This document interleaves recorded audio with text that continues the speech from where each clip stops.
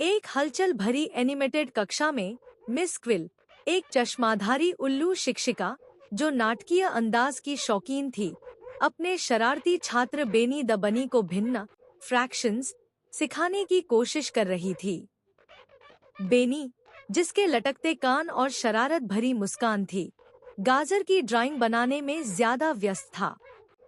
उसकी डेस्क पर नारंगी रंग की स्केचों की गैलरी थी और मिस क्विल के पंख हर बार फड़फड़ाते जब वह उसे ख्यालों में खोया देखती।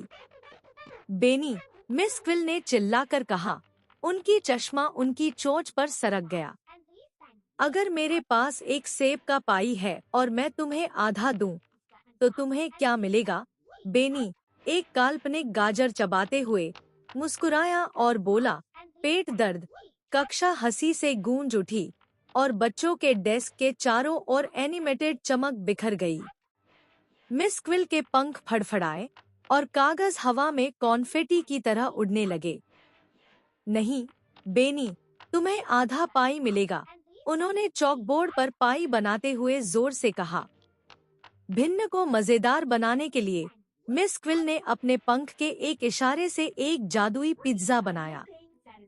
पिज्जा हवा में तैर रहा था, चीज की खुशबू बिखेरता हुआ, और इसके टुकड़े चमक रहे थे।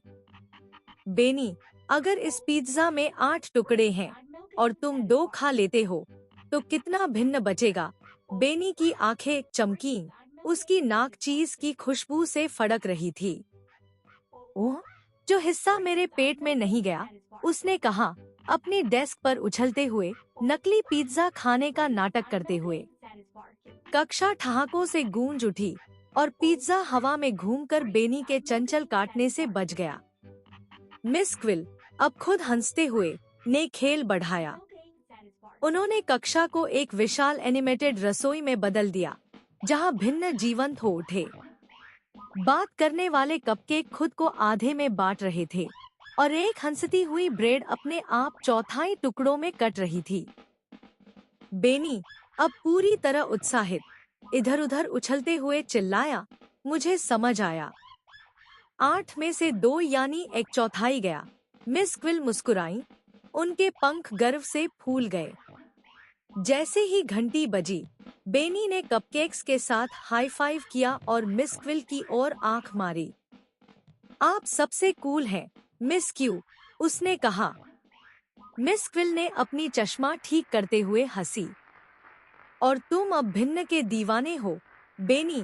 कक्षा वापस सामान्य हो गई, लेकिन बेनी की गाजर ड्राइंग में अब छो